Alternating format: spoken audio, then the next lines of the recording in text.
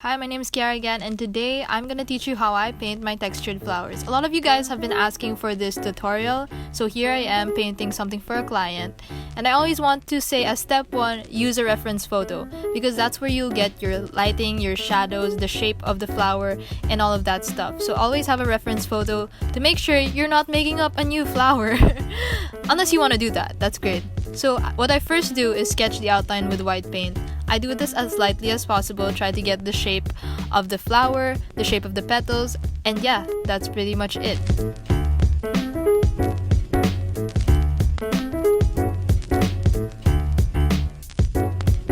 So I like to follow the light to dark, so I like to start with light shades and then move to dark shades because it's easier that way. I don't have to explain it, it's just easier for me in that sense.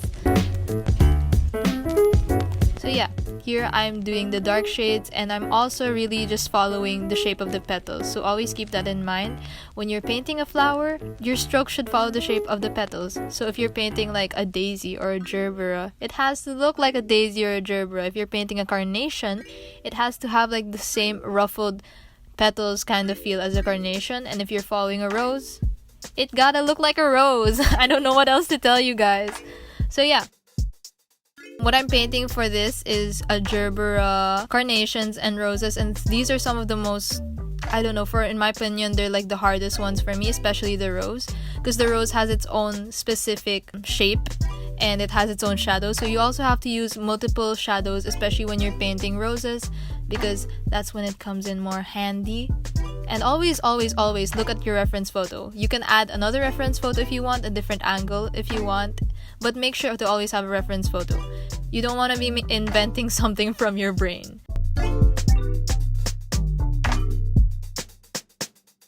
Right now I'm going in with a flat brush to draw the leaves. I find that using a flat brush while painting leaves is much better because it has the same bladey kind of texture to it. So yeah, just fill it in, and that's what I'm doing here.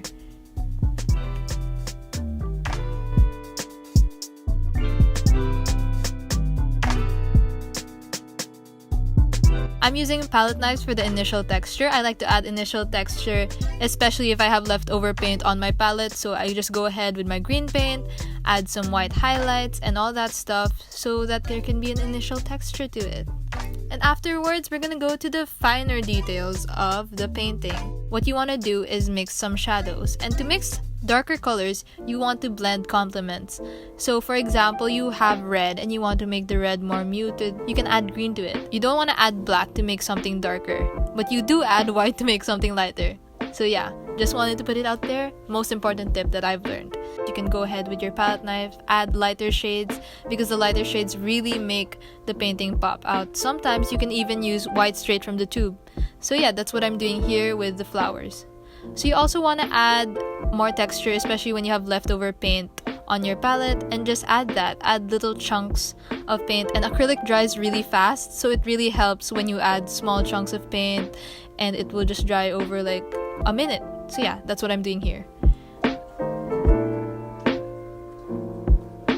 I'm adding more dimensions to the leaves and adding more leaves.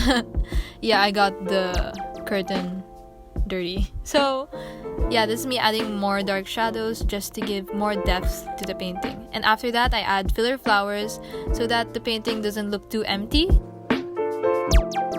It was already nighttime at this point, and I'm cleaning the background, adding like an impasto kind of thing, adding more texture to the background, and afterwards I sign it. So that is my tutorial of how I paint flowers. I don't know if it was helpful, or I know it wasn't in depth, but I hope it was helpful some way to you guys. And if you want to see more of these, comment them down below and I will get back to you. So yeah, thank you guys for watching.